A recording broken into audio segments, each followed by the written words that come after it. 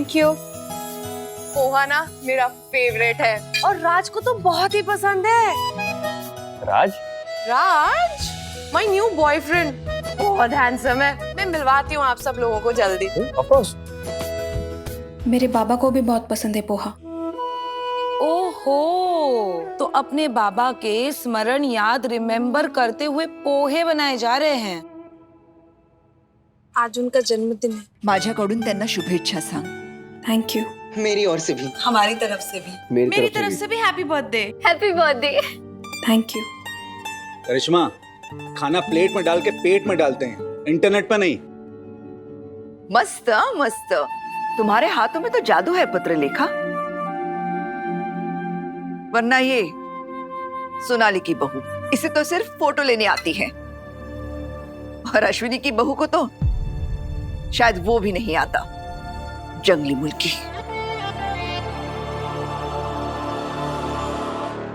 नहीं बस, मैं ले लूंगी। अश्विनी, काय झालं? ऐसे क्यों बर्ताव कर रही है? पत्रलेखा बेचारी सेवा तो कर रही है तुम्हारी, कम से कम वो जंगली मुर्गी की तरह तो नहीं है जो अभी तक शायद सो रही होगी। देखो कितना फर्क है पत्रलेखा और सई में।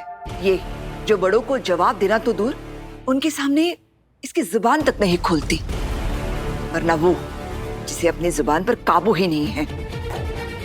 पत्रलेखा तो शाहनकुड़ी खानदान की पढ़ी लिखी, समझदार और संस्कारों वाली लड़की, और वो अनाथ सई जो जबरदस्ती हमारे विराट के गले में पड़ी है। जिंदगी बर्बाद कर दी है हमारे विराट की उसने। बहनी, अब अक्सर कहती है ना, मैं किसी को बिना मांगे कुछ भी नहीं देती। मेरी बहू के बारे में भी बिना मांगे कोई राय मत दीजिए प्लीज।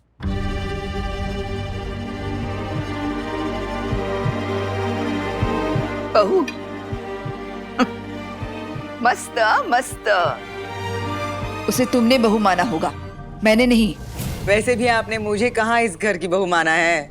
खैर, वो आपकी मर्जी। मैंने सही को मेरी बहू माना है और ये मेरी मर्जी है। नीनाद, चव्हाण निवास में तुम्हारी बीवी की कब से चलने लगी है? अश्विनी, जबान बहुत चलने लगी है तुम्हारी। जब से मैं इस घर में आई हूँ बस हम दोनों में ये एक ही बात होती आई है ना? हाँ, और ये बात अभी तक तुम्हारे समझ में नहीं आई है। मैं सबसे जबान संभाल के बात करती हूँ, इसलिए ये उम्मीद रखती हूँ कि आप सब भी मेरी बहू के बारे में जबान संभाल के ही बात करें।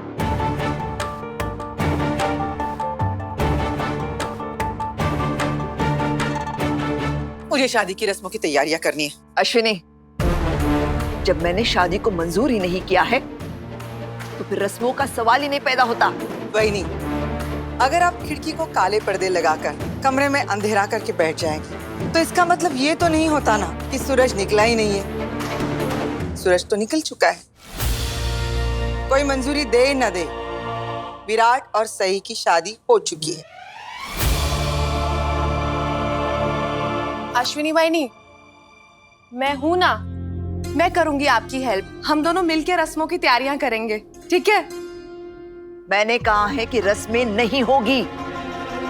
वही नहीं, विराट ने अपनी फर्ज की खातिर एक जरूरतमंद लड़की की जिम्मेदारी उठाई और विराट की आई होने के नाते मैं सई और विराट की शादी को खुशहाल बनाने की जिम्मेदारी उठाऊंगी। और ये शादी खुशहाल तभी होगी ना जब हम शादी की सारी रस्में पूरी करेंगे, तभी तो हमें भगवान का आशीर्वाद मिलेगा ना। मैं सच कहती, विराट एक बहुत ही सुशील, समझदार, पढ़ी लिखी लड़की को ब्याह कर लेकर आया है। देखना, एक न एक दिन वो जरूर आप सबका मन जीत लेगी और विराट के दिल पे भी राज करेगी। अश्विनी मामी, आपको एक ही दिन में सही के बारे में इतना कुछ पता चल गया? मैंने तुमसे ज्यादा दुनिया देखी है पत्रलेखा। एक ही नजर में इंसान को पहचानने की काबिलियत रखती हूँ मैं। तुम्हें भी तो पहली नजर में ही पहचान लिया था ना मैंने। कल रात को मुझे प्यास लगी थी तो मैं किचन में गई थी। पानी पीकर मैं जब वापस अपने कमरे की ओर आ रही थी तब मैंने तुम्हें देखा विराट के साथ बात करते हुए।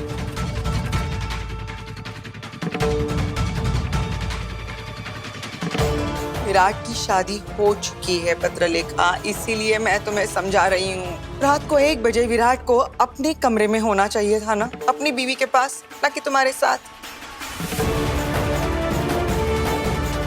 मैं जानती हूँ तुम दोनों में दोस्ती है, तो फिर तुम भी ये जान लो ना कि दोस्ती की कुछ मर्यादाएं होती हैं। आप कहना क्या चाहती है अश्विनी मामी? अरे अभी अभी तो बहनी ने कहा ना, तुम चांडकोली मराठा परिवार की बहुत ही सुशील समझदार खानदानी लड़की हो। तुम्हें तो मेरी बात का मतलब समझ जाना चाहिए था ना। अश्विनी, बेहतर होगा कि तुम पत्रलेखा को ताने मारने बंद करो। वैसे ही बेचारी सम्राट की वजह से परेशान है। अब परेशानी में अगर पत्रलेखा ने विराट से बात की तो तुम्हें क्या दिक्कत है? मला काय वाटतंय बहिणी, ये भी तो हो सकता है कि पत्रलेखा विराट से सही के बारे में बात कर रही हो, है ना? एग्जैक्टली ये हो सकता है कि पत्रलेखा विराट को समझा रही हो कि सही से शादी करके उसने क्या गलती की है, इसलिए आगे जो भी बोलना सोच समझ कर बोलना। मैं ये सब सोच समझ के ही बोल रही हूँ और मेरे तजुर्बे से भी। इसलिए मैं नहीं चाहती कि मेरी बहू सही उन सब से गुजरे जिन सब से मैं गुजर रही हूँ।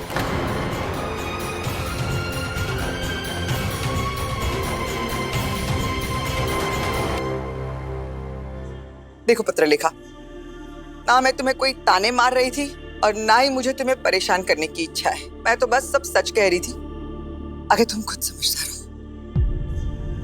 अगर आप चाहती हैं कि मैं विराट से बात ना करूं, तो ये सच आप विराट को भी समझा दीजिए, क्योंकि अगर वो मुझसे कुछ बोलेगा तो मुझे तो उससे बात करनी पड़ेगी ना।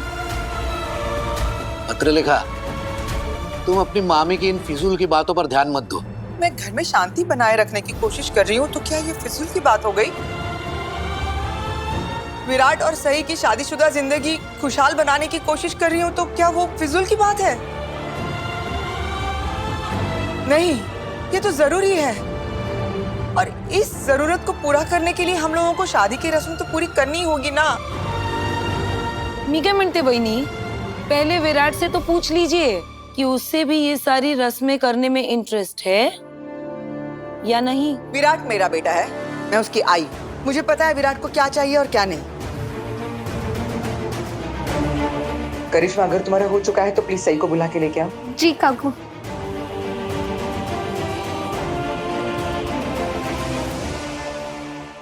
आई, बुलाया आपने? हाँ बेटा। कुछ खास काम? हाँ, बहुत खास काम है। तुम्हारी शादी की रस्में जो पूरी करनी है।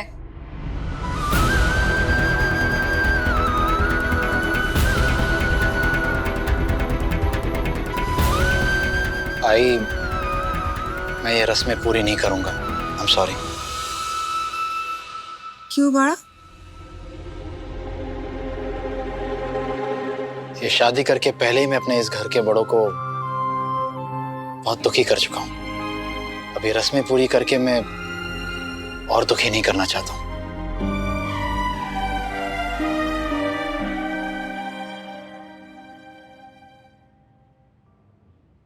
लो, सही आ गई।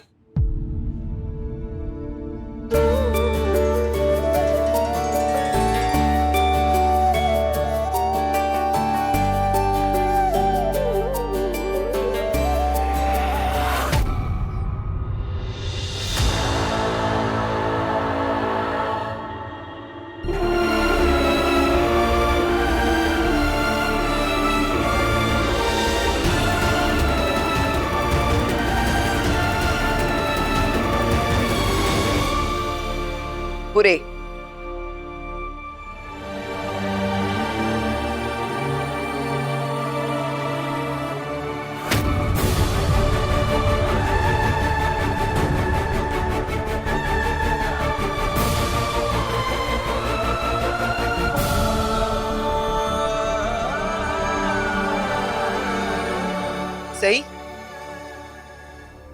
आ जाओ बेटा।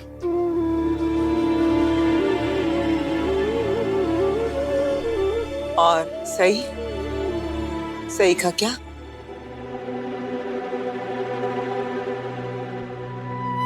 मैं समझा नहीं आई। सही की पूरी तरह से जिम्मेदारी उठाने का वचन दिया था ना तुमने सही के आबा को, इसीलिए तो मैं चाहती हूँ कि रस्में पूरी करो, वरना तुम्हारी बीवी बुरा मान जाएगी। नहीं आई, मुझे बिल्कुल बुरा नहीं लगेगा, क्योंकि मैं खुद भी कोई रस्म नहीं करना चाहती।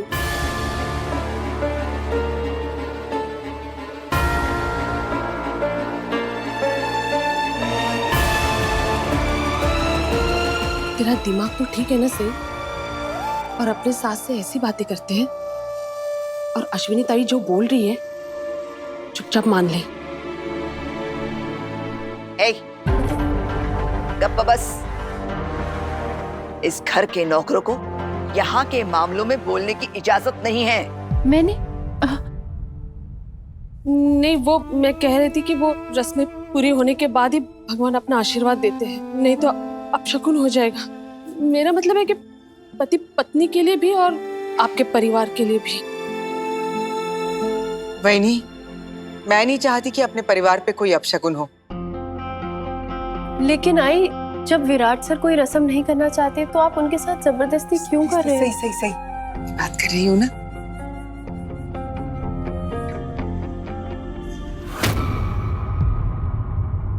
वही नहीं, ये रस्में करने की मेरी कोई जिद नहीं है।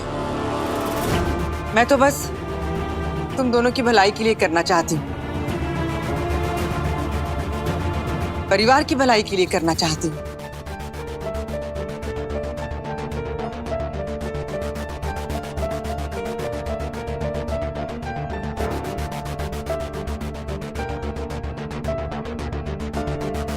ठीक है, कर लीजिए रस्में।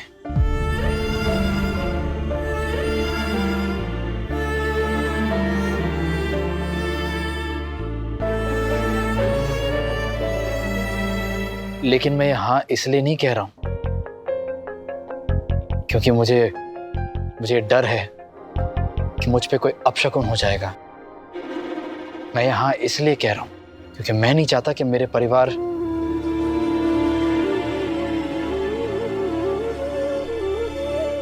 परिवार पर कोई भी मुसीबत आए।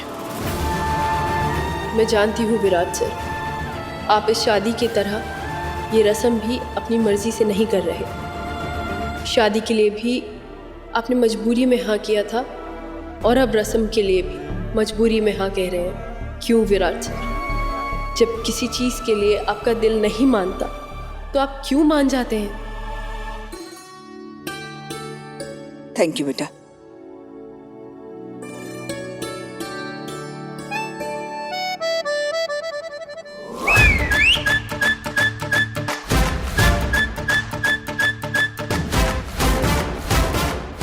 शिवानी, कम ऑन वहीनी, एक सीटी ही तो मारी है, कोई पत्थर थोड़ी मार दिया है। पत्थर तो तुम मार भी नहीं सकती हो क्योंकि वो तो तुम्हारी अक्ल पर पड़े।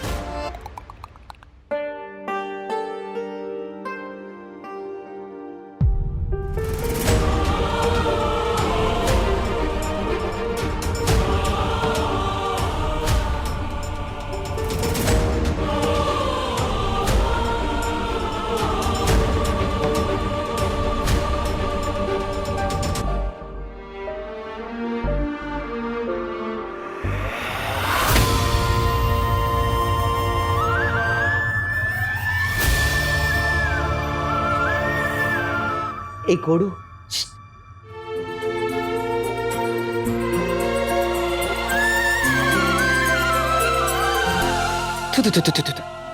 कितना गंदा लग रहा है कुछ। नहीं, तुझे किसी की नजर न लगी। अरे वाह दादा, क्या बात है, लुकिंग वेरी हैंडसम।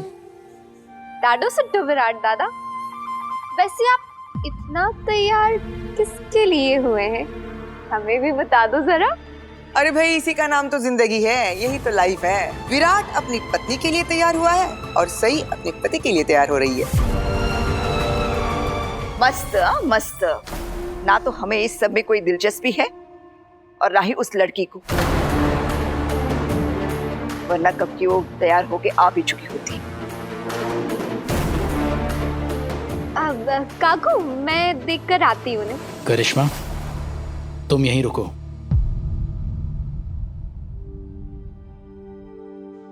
बाकी क्या तुम सही को लेकर आओगी प्लीज?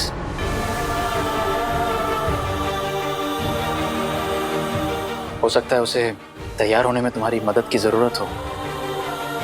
क्यों विराट, तुम्हें ऐसे क्यों लगता है कि सही को तैयार होने के लिए बाकी की हेल्प लेनी चाहिए? देखो, घर में और भी तो बहुत लोग हैं जिससे वो हेल्प ले सकती है। बाकी भी तो इस घर का हिस्सा है आई, और इस घर के काम की जिम्मेदारी इस घर का कोई भी सदस्य ले सकता है कि नहीं आई? हाँ, वैसे क्या गलत कहा है विराट ने? पत्रलेखा कम से कम उस लड़की को ढंग से तैयार तो कर देगी। बाकी प्लीज एक बार देखकर आओगी? जाओ पत्रलेखा। अश्विनी, तुम बार बार पत्रलेखा को ऐसे क्यों बोलती रहती हो? कुछ नहीं तो कम से कम वो विराट की दोस्त है, इस हैसियत से तो अच्छा बर्ताव करो उससे। शिवानी जी। लड्डू की बॉक्सेस रसोई घर में ही है, प्लीज लेके आना, प्लीज प्लीज। हो आई नहीं। जी काकू। चलो मैडम। मोहित, भट्ट जी अभी तक आए नहीं, प्लीज देखो ना। हो काकू, कर दो। भाई डेकोरेशन वाले का फोन आ रहा है, मैं आता हूँ। विराट बेटा, पत्रलेखा को ऐसे कहने में मेरी कोई बुरी मंशा नहीं थी। मैंने सब परिवार की भलाई के लिए ही कहा है। मैं समझता हूँ आई, जरा आप भी सोचिए ना, बाकी बहुत ही मुश्किल दौर से गुजर रही है, बहुत परेशान है वो, और ऐसे में अगर उसके साथ ऐसे बर्ताव करेंगे तो क्यों? तुम्हें ऐसे लगता है कि तुम्हारी आई किसी के साथ बुरा व्यवहार कर सकती है? हाँ, मैंने अगर पत्रलेखा को ऐसे कहा है तो उसकी जरूरत थी, वरना तो मैं चुप रहती ना। और आगे भी अगर इसकी जरूरत महसूस हुई तो जरूर कहूंगी।